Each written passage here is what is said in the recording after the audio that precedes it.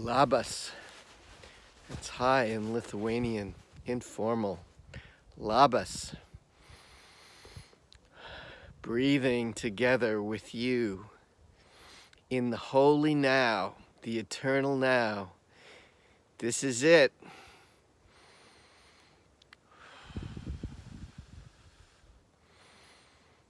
Breathing in the light. It's beautiful and still here. And today I want to talk about something that has been made, it's come much more deeply into the collective lexicon in the last few years, and it's about time. And that subject is trauma. And I think of trauma a little bit like a huge elephant in the room that nobody really wants to look at. And I'm not talking about you break your arm and ouch, it hurts like hell, or some deep hurt, physical pain that we've sustained at some point, or our ancestors sustained. Yes, certainly physical pain can leave a mark, but in my view, in my experience, you bang yourself, and if there's no emotional abandonment, no shaming, no chastising after you've been hurt, no traumatizing the trauma, it just goes away. You don't even think about it. It's those deep impressions, particularly in childhood, where something really quite awful and devastating happened to us, maybe multiple times. And boy, did it hurt, and we don't want to look at it ever again. We'd rather just kind of put it in a closet somewhere. And I do believe that it's not our place to focus on it excessively, but there's a way in which we seem to repeat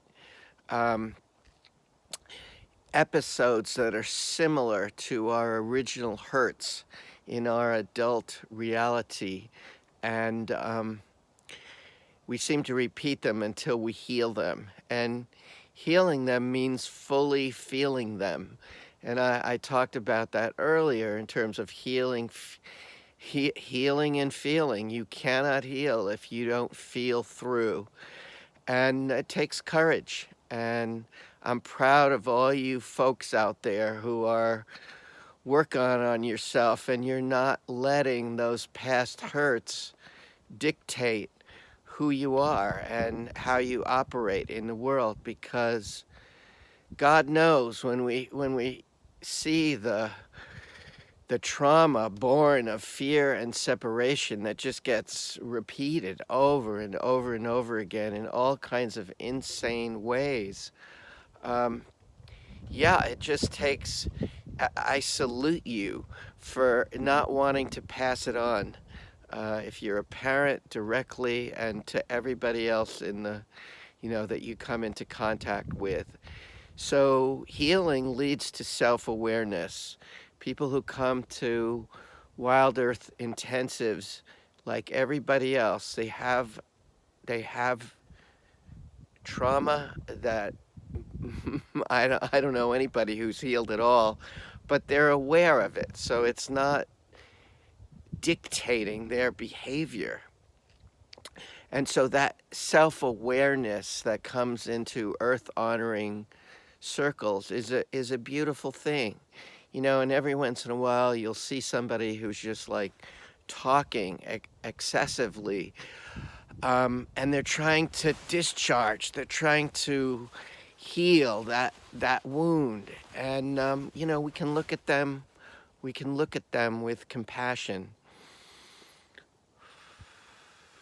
yeah, pause and say, ouch, that person's been hurt in some way. And we all have some some unconscious behavior.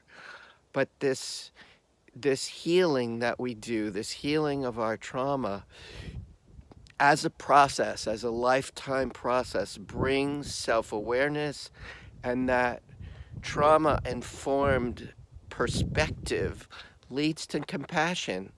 We stop, or seldom do we judge other people because we know they're just like us. They got slammed, and it's the only reason that they do things that are irrational. It's not that we excuse anybody's, awful behavior. It's just we understand where it comes from.